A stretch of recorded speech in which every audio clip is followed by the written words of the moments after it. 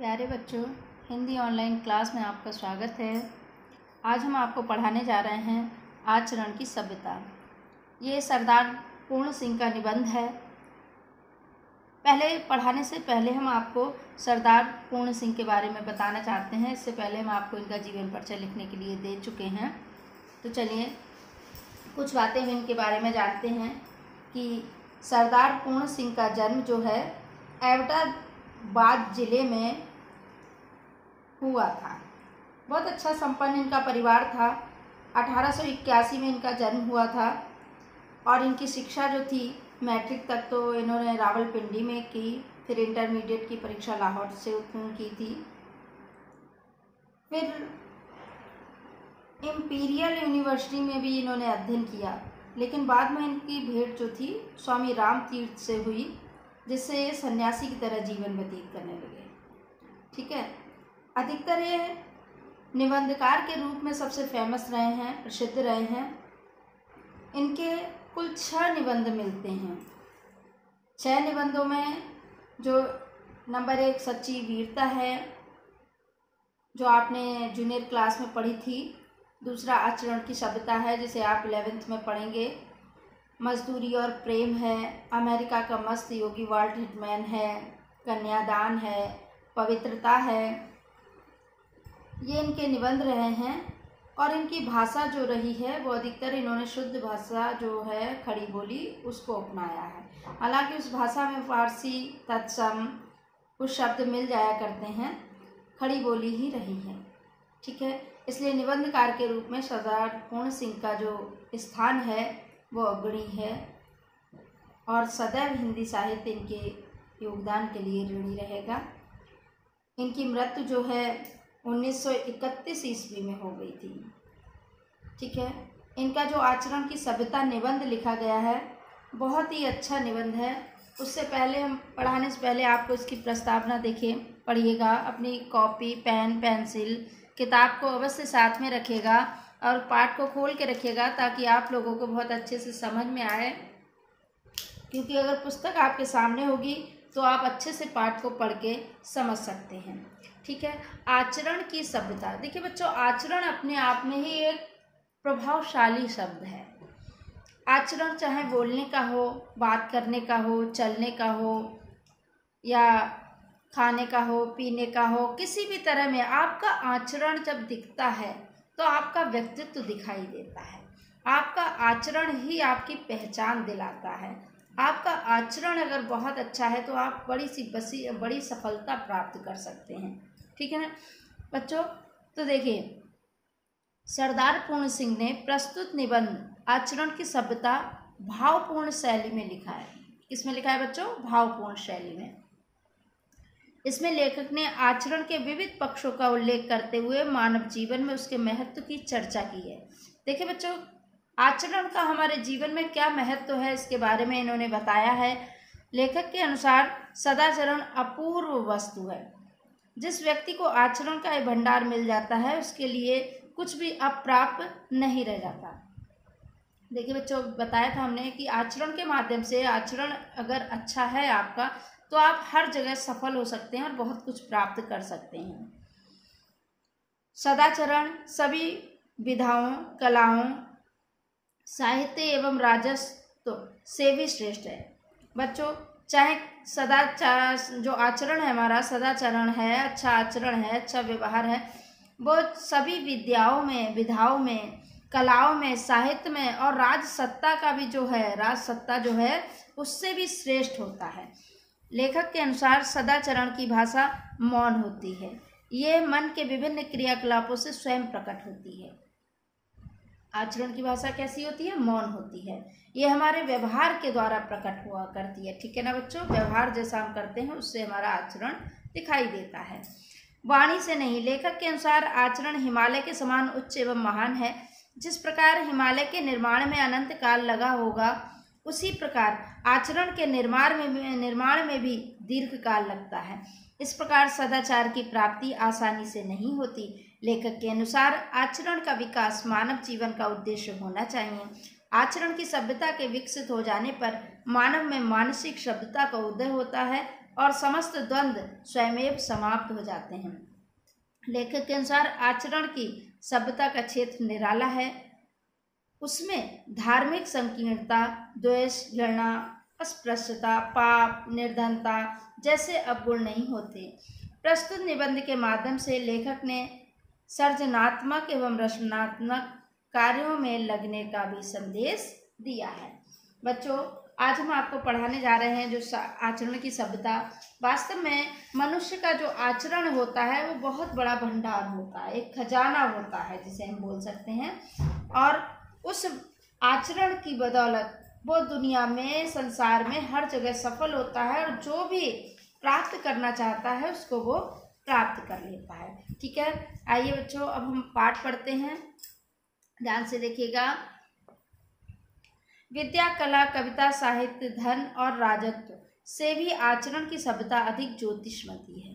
कवि क्या कहता है, वो सॉरी लेखक क्या कह रहा है?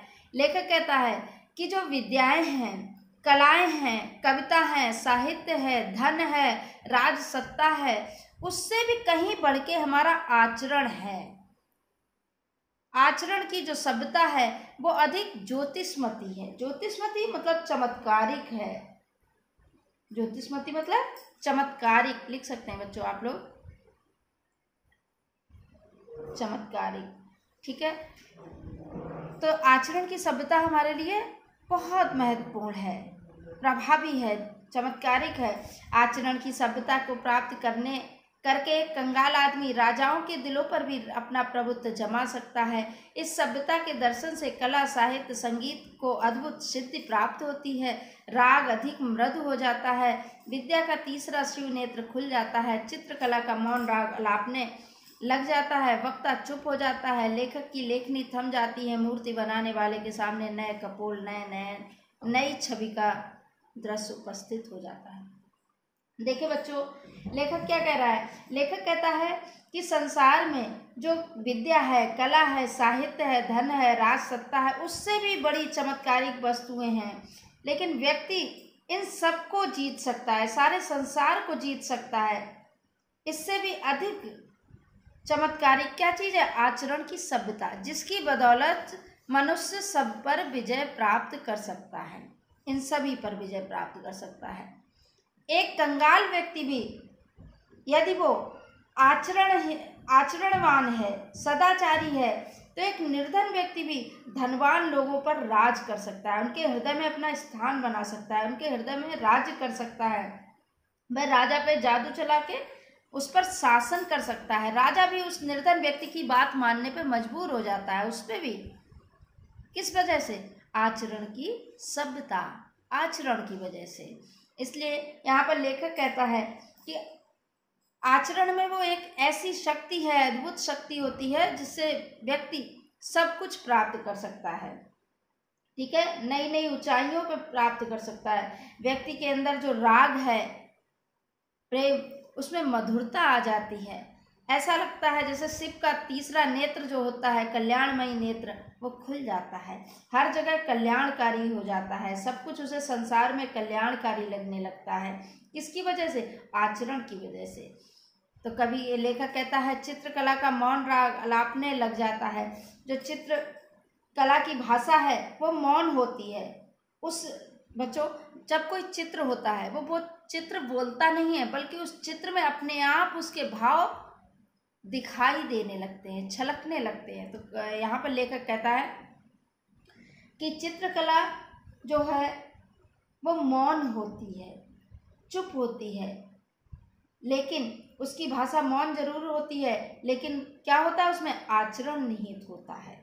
इसलिए जो बोलने वाला, बड़े बड़े वक्ता जो होते हैं वो चुप हो जाते हैं।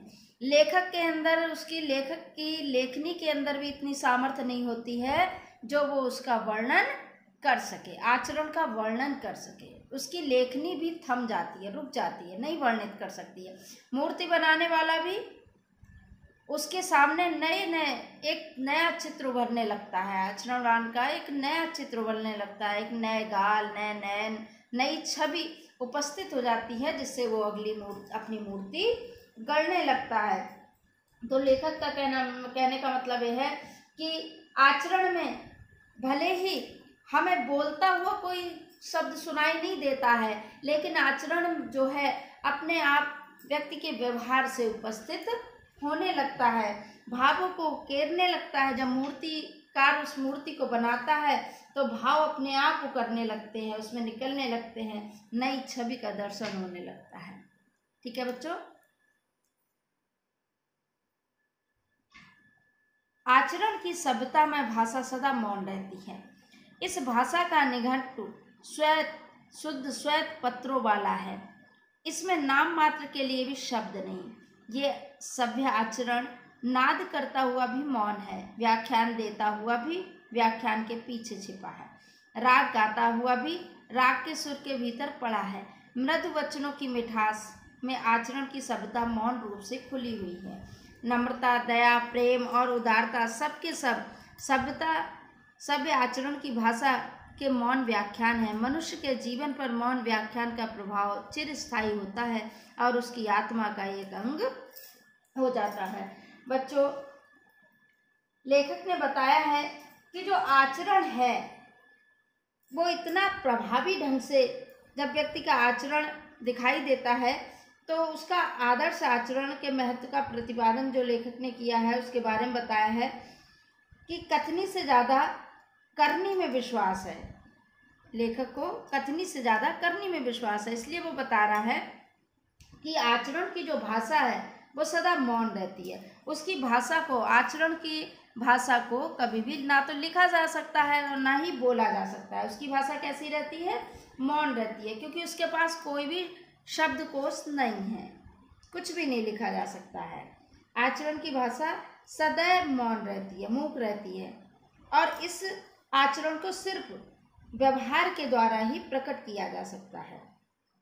आचरण के कोश में नाम मात्र के लिए शब्द हैं, अधिक शब्द नहीं है, नाम मात्र के लिए शब्द हैं। और लेखक जब बता रहा है तो बताता है कि भले ही उसके जो पृष्ठ हैं निघट्टू शुद्ध श्वेत पत्रों वाला, कैसा है आचरण? एक श्वेत सफेद बिल्कुल बिना शब्द वाला, एकदम कोरा है, उसके पृष्ठ एकदम कोरे हैं और उसकी ध्वनि जो है, आवाज़ है, वो भी मौन है। कहीं पर भी उसमें सुनाई नहीं पड़ती आवाज़, कोई भी बोलते हुए नहीं दिखाई देता है, क्योंकि जो सभ्यता का आचरण है वो सिर्फ मौन है, अव्यक्त है, व्यक्त नहीं कर सकता है कोई व्यक्ति।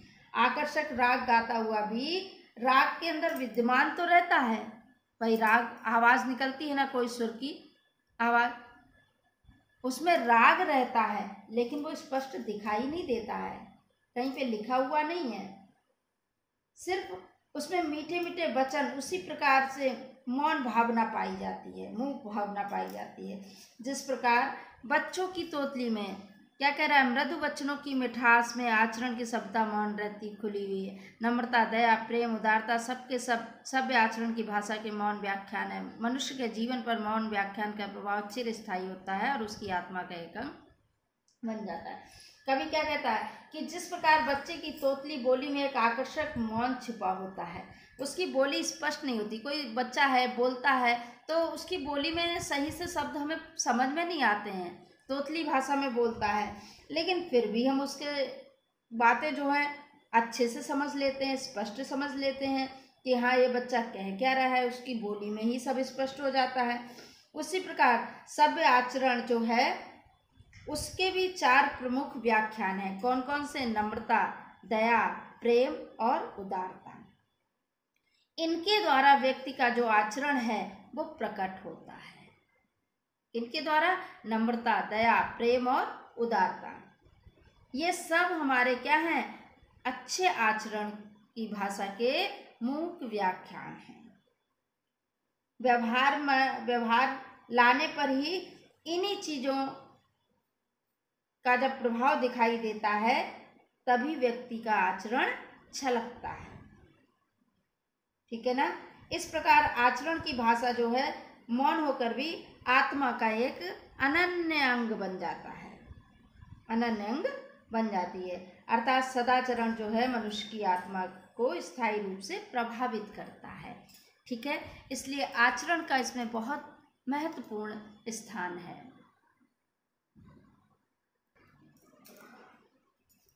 अगला देखिए, ना काला, ना नीला, ना पीला, ना सफ़ेद, ना पूर्वी, ना पश्चिमी, ना उत्तरी, ना दक्षिणी, वे नाम वे निशान, वे मकाम विशाल, आत्मा के आचरण से मौन रूपणी सुगंधित सदा प्रसारित हुआ करती है।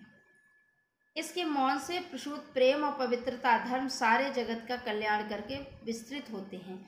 इसकी उपस्थिति से मन और हृदय की ऋतु बदल जाती है। तीक्ष्ण गर्मी से जले बुने व्यक्ति आचरण के काले बादलों की बूंदाबांदी से शीतल हो जाते हैं।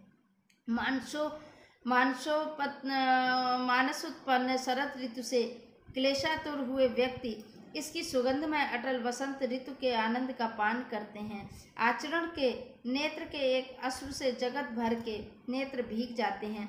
आचरण के आनंद नृत्य से उन्मत्तपूर्ण होकर वृक्षों और पर्वतों तक के हृदय नृत्य करने लगते हैं। आचरण के मौन व्याख्यान से मनुष्य को एक नया जीवन प्राप्त होता है। नए नए विचार स्वयं ही प्रकट होने लगते हैं। सूखे काष्ठ सचमुच ही हरे भरे हो जाते हैं। सूखे कूपों में जल भर आता है।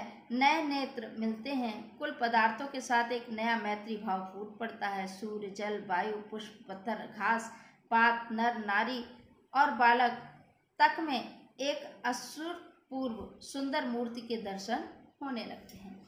देखिए क्या कह रहा है लेखक बच्चों। लेखक कहता है, जैसा कि बताया लेखक ने, कि जो आचरण है हमारा, ना तो वो काला है, ना नीला है, ना पीला है, ना सफ़ेद है, मतलब उसका कोई रंग नहीं है। ना पूर्वी है, ना पश्चिमी है, ना उत्तरी है, ना दक्षिणी है। बेनाम है, बेनिशान है, बेमकाम है। लेकिन जो हमारी आत्मा का आचरण है वो मौन है, शांत है, लेकिन हमारा आचरण एक सुगंध के रूप में सदैव प्रसारित होता रहता है, फैलता रहता है। और इसके मौन से प्रसूत मतलब उत्पन्न प्रेम और पवित्रता धर्म सारे जगत का कल्याण करके विस्तृत होते हैं।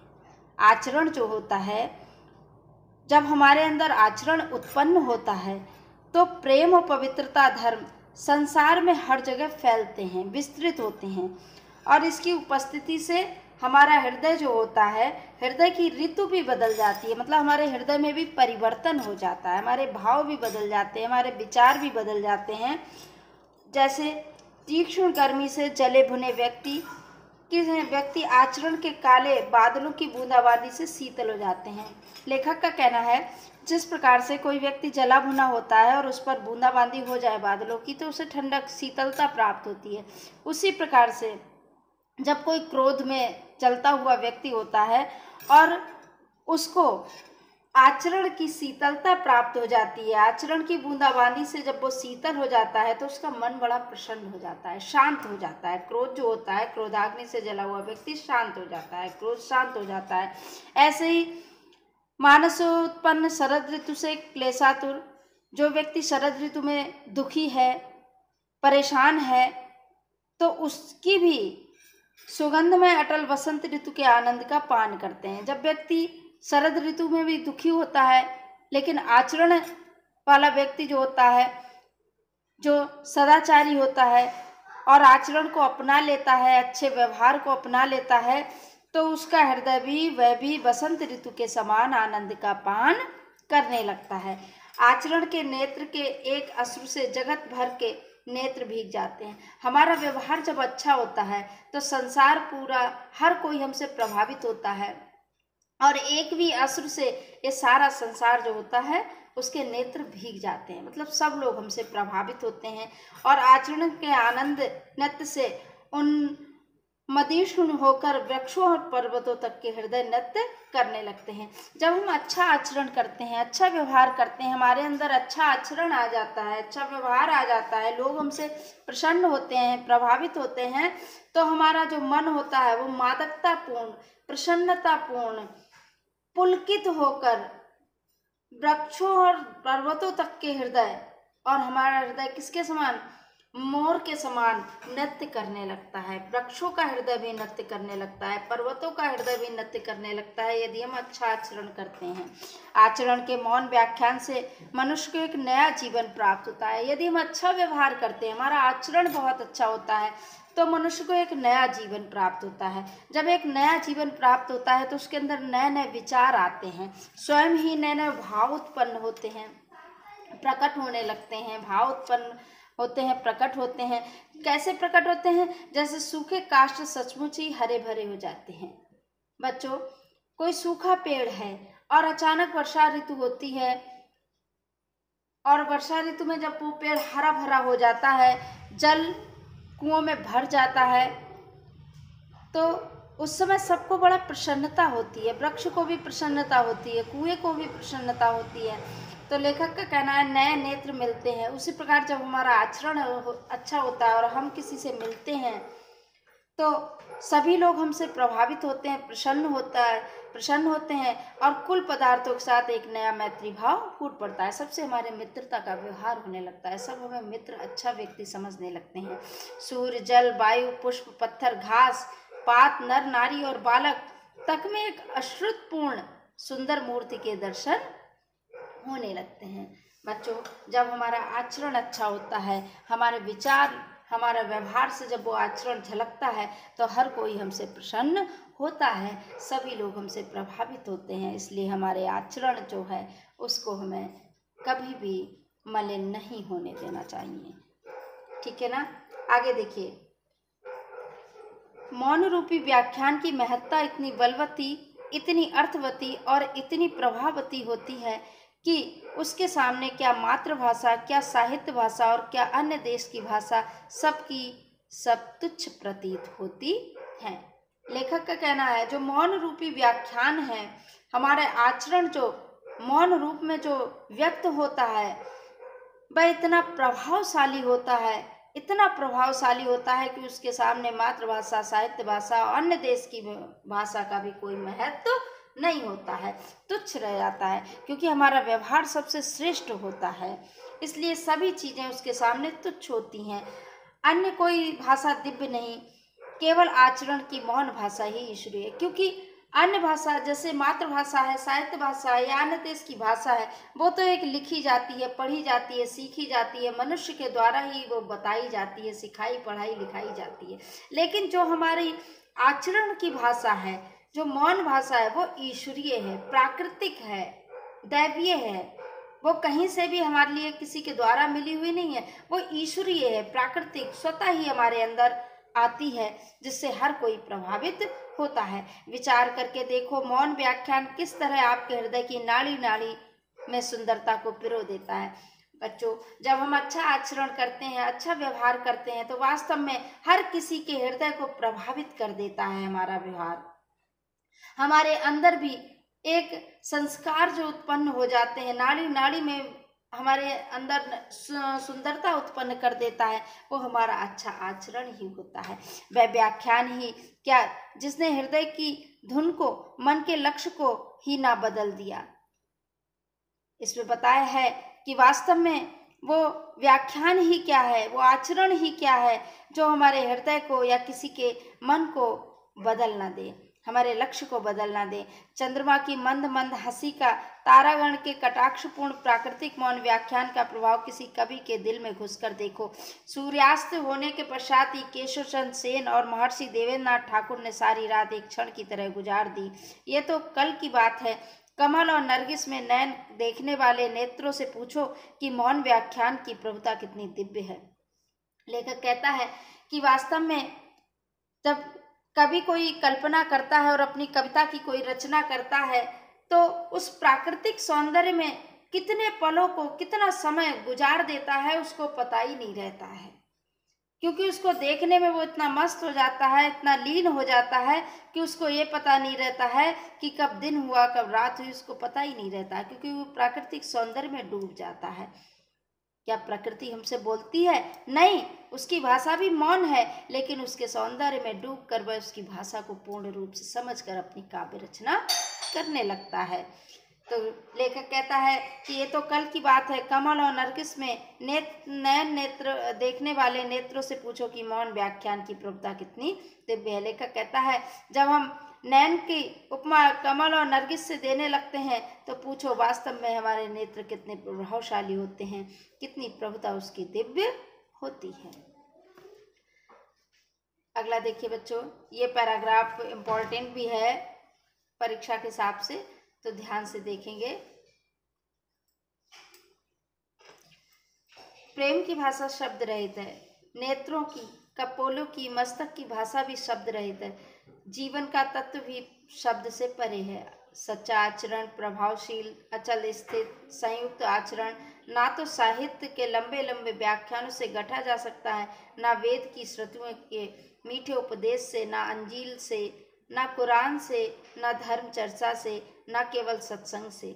जीवन के अरण्य में धसे हुए पुरुष के हृदय पर प्रकृति और मनुष्य के जीवन के मौन व्याख्यानों के यत्न से सुनार के छोटे हथौड़े की मंद मंद चोटों की तरह आचरण का रूप प्रत्यक्ष होता है।